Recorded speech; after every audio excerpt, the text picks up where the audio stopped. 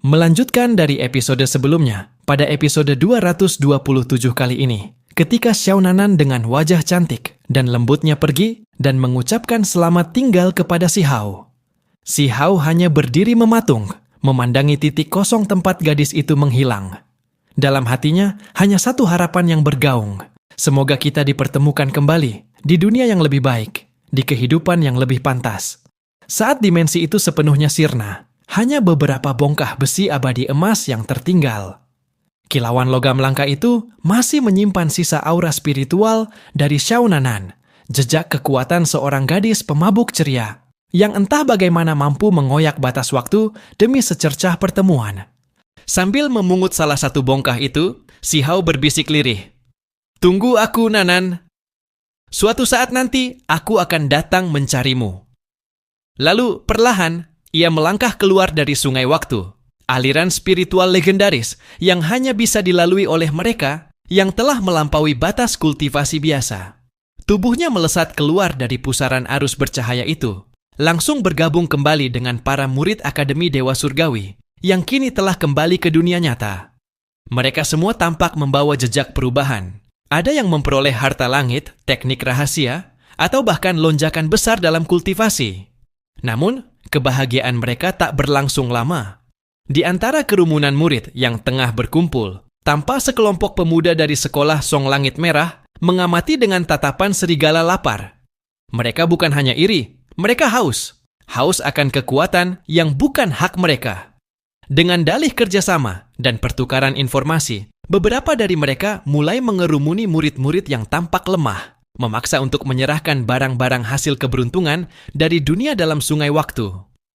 Geng Song, begitu mereka dijuluki secara diam-diam, adalah kelompok kultivator tingkat Yuan Surgawi menengah yang terkenal licik dan oportunis. Si Hao memperhatikan dari kejauhan. Sebagai pemuda batu kecil, identitas aslinya masih belum boleh ia ungkapkan. Terlalu banyak mata yang memperhatikan, terlalu banyak intrik yang bisa membahayakan bukan hanya dirinya, tapi juga akademi dan orang-orang yang ia lindungi. Karena itulah, ia memanggil satu nama. Modao, bisiknya pelan. Dalam bayangannya, cahaya spiritual melintas. Dari celah antara dunia nyata dan dimensi roh, sosok misterius dengan jubah kelabu dan wajah tertutup topeng muncul. Modao, roh penjaga yang selama ini menjadi perpanjangan tangan si Hao di dunia luar. Ia adalah bayang-bayang, namun juga legenda yang ditakuti oleh banyak murid. Tanpa suara, Modao melangkah ke tengah keributan. Suasana mendadak mencekam. Beberapa murid Song yang tadinya bersikap jumawa langsung menegang. Mereka mengenali sosok itu. Tak banyak yang tahu siapa Modao sebenarnya. Namun semua tahu satu hal, siapapun yang pernah bertemu dengannya selalu berakhir dengan kehilangan sesuatu. Entah harta, entah kepercayaan diri, atau bahkan nyawa. Si Hao menyaksikan semua itu dari kejauhan sambil mengepalkan tangan. Dalam hati kecilnya, ia tahu, ini baru permulaan. Dunia ini, wilayah 1000 alam, terlalu luas, terlalu rumit. Dan ia harus segera naik tingkat. Bukan hanya dalam kultivasi, tapi juga dalam pengaruh. Karena jalan menuju langit kesempurnaan bukan hanya dipenuhi ujian, tapi juga darah, pengkhianatan, dan pilihan-pilihan yang akan mengubah segalanya. Setelah kejadian di sungai waktu dan keributan kecil yang dengan mudah diredam oleh Modao, para murid mulai kembali ke gerbang langit Akademi Dewa Surgawi melalui formasi penghubung dimensi. Pilar-pilar cahaya biru langit melesat ke angkasa, membawa mereka melewati batas ruang, menuju halaman dalam akademi, tempat di mana para murid terpilih dari seluruh wilayah 1000 alam diasah menjadi kultivator sejati. Si Hao melangkah pelan di antara mereka. Matanya tajam mengamati sekitar, namun wajahnya tetap tenang. Batu kecil, itulah julukan yang terus melekat padanya. Seorang murid baru yang tiba-tiba mampu melampaui semua ujian dalam waktu singkat, namun tetap menyembunyikan kekuatannya seolah tak ingin dikenali. Tapi dalam hati, ia tahu. Waktu untuk bersembunyi sudah hampir habis. Saat mereka tiba di pelataran Menara Roh Langit, para tetua akademi sudah menanti. Salah satu dari mereka, seorang pria tua berjubah putih keperakan dengan mata secerah petir, melangkah maju. Selamat datang kembali, murid-murid Akademi Dewa Surgawi. Suara Tetua Motian, Kepala Bidang Formasi dan Penilaian, bergema dengan wibawa. Kalian telah melewati ujian langka, Sungai Waktu. Tidak semua kembali, tapi yang kembali telah membawa perubahan. Semua murid menunduk hormat. Ada yang terluka, ada yang kehilangan, tapi semua membawa satu hal, peningkatan. Beberapa murid sudah melampaui tingkat tahap Yuan Surgawi atas, dan bahkan ada yang telah menjejak ambang Zhou Langit pertama, tahapan transendental yang hanya bisa dicapai oleh mereka yang menyatu dengan energi langit dan waktu. Si Hao sendiri telah mencapai puncak Yuan Surgawi sempurna, dengan satu kaki menginjak ambang langit roh awal. Namun dia menyembunyikan aura itu dengan teknik khusus yang diberikan oleh Shao Nanan, teknik penutup jiwa anggur surgawi. Satu-satunya jejak yang tersisa dari gadis pemabuk itu, selain kenangan. Sementara itu, kabar mengenai murid misterius bertopeng, alias Modao mulai menyebar. Banyak murid dari fraksi elite mulai mempertanyakan siapa sebenarnya yang berada di balik topeng itu. Beberapa bahkan menduga ia bukan murid biasa, melainkan utusan khusus dari klan kekosongan atau sekte gerbang neraka. Dua faksi tertinggi yang tak pernah menunjukkan wajah mereka di depan publik. Di tempat lain, dalam aula dalam tanah pavilion Menara Hitam, seorang murid berbaju merah duduk bersila. Di sekelilingnya terdapat 5 murid elite dari fraksi Song Langit Merah. Salah satu dari mereka melapor dengan suara tegang. Dia muncul lagi. Modao. Tapi kali ini, dia membela seorang murid baru bernama Batu Kecil. Mata sang pemuda berbaju merah menyipit, dan seutas senyum tipis terukir di bibirnya. Batu Kecil ya? Kalau benar dugaan kita, maka dia bukan siapa-siapa, atau justru orang yang selama ini mereka sembunyikan. Ia berdiri, aura panas membara mengelilingi tubuhnya. Mulai sekarang, kita awasi dia. Jika perlu, uji kemampuannya di arena bintang langit saat pertarungan antar fraksi dimulai. Di sisi lain, malam itu, si Hao duduk di atas tebing batu roh, memandangi langit malam yang dipenuhi bintang-bintang spiritual. Di tangannya, sepotong besi abadi emas memantulkan cahaya bulan, seakan bergetar lembut dengan denyut kehidupan. Kalau dunia ini memang harus aku ubah, gumamnya pelan, maka aku akan mulai dari sini. Tiba-tiba, sebuah suara perempuan terdengar dari balik bebatuan. Kau terlalu keras pada dirimu sendiri, Batu Kecil. Si Hao menoleh cepat. Sosok gadis berambut perak panjang berdiri di sana. Matanya bersinar biru muda dan aura dinginnya menyelimuti udara. Lin Shueya, putri langsung dari Sekte Salju Abadi, salah satu murid jenius akademi yang dikenal dingin seperti es, namun mematikan seperti kilat di musim dingin. Aku tidak mengerti mengapa kau menyembunyikan kekuatanmu, lanjut Shueya. Tapi jika kau terus seperti ini, para murid kuat akan menginjakmu. Si Hao hanya tersenyum tipis. Biar mereka berpikir aku lemah. Biar mereka meremehkan. Bukankah itu lebih menyenangkan? Shueya menatapnya dalam. Lama. Lalu mengalihkan pandangan ke bintang-bintang. Mereka takkan tahu siapa kau sebenarnya, sampai semuanya terlambat. 3 hari setelah para murid kembali dari Sungai Waktu, Akademi Dewa Surgawi kembali dipenuhi sorakan dan semangat.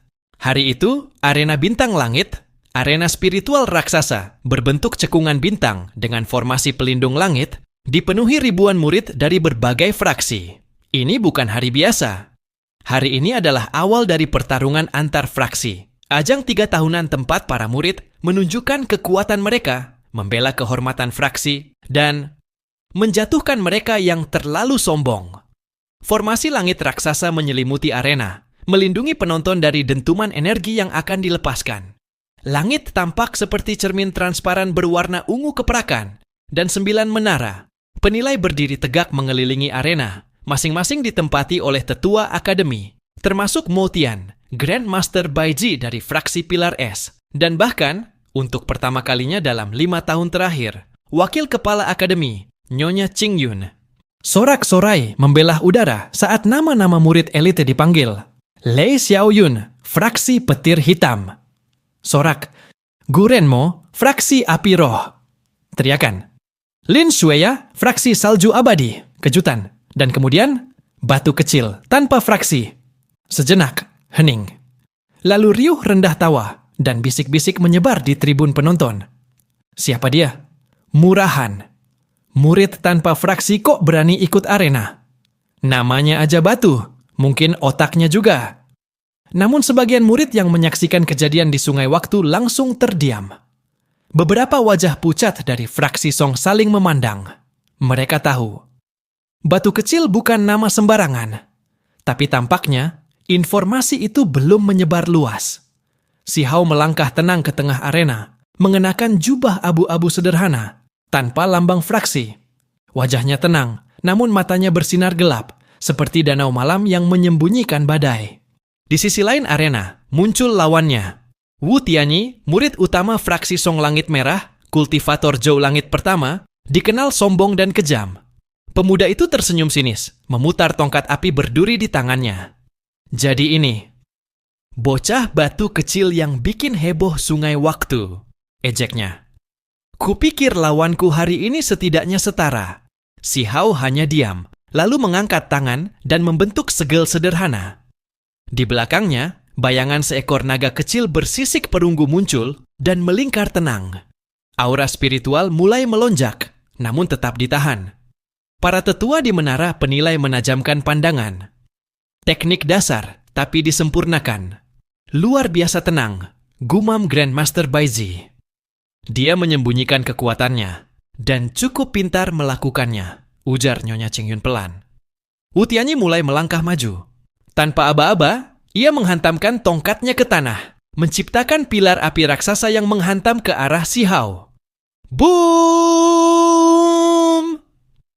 Tanah bergetar, asap mengepul, tapi saat asap menghilang, si Hao masih berdiri di tempat yang sama, tak bergeser sedikit pun.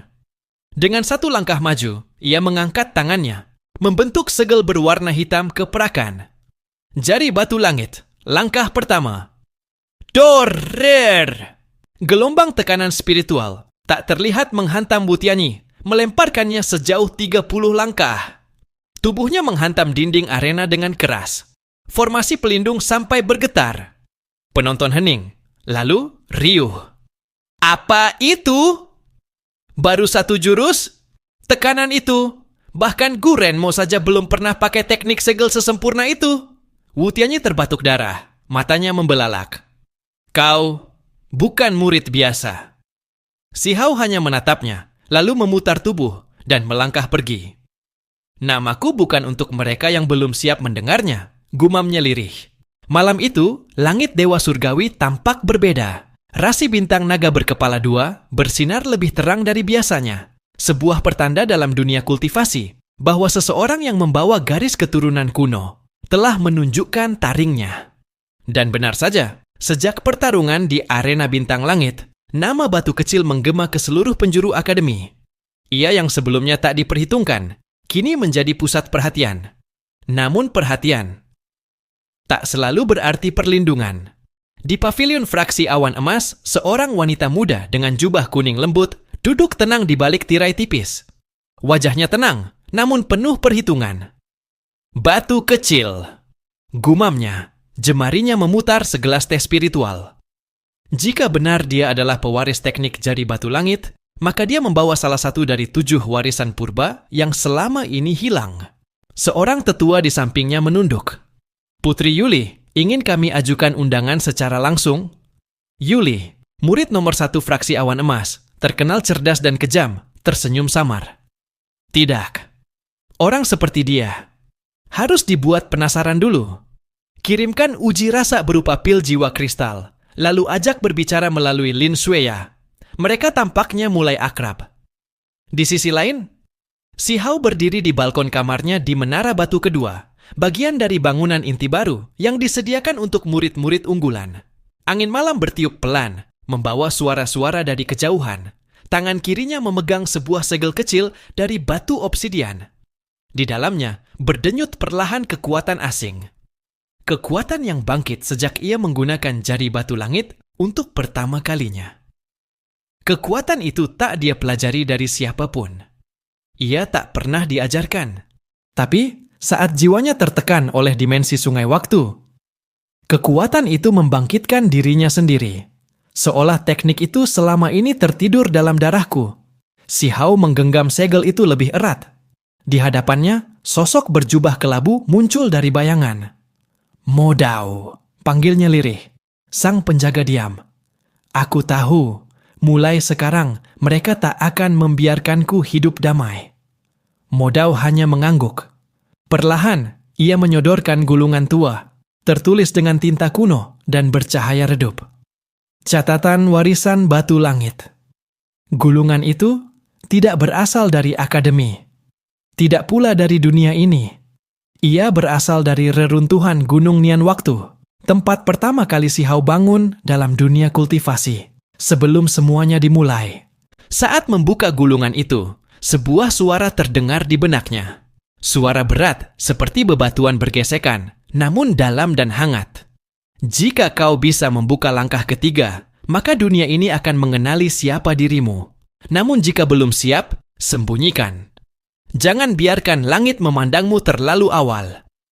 Si Hao terdiam. Langkah pertama telah mengalahkan Wu Tianyi. Langkah kedua masih belum ia kuasai. Ia hanya merasakannya, samar-samar, saat nyawanya berada di ujung pedang waktu. Tapi jika langkah ketiga benar-benar membuka kunci jati dirinya, maka ia bukan hanya murid Akademi Dewa Surgawi. Mungkin ia bukan dari dunia ini sama sekali.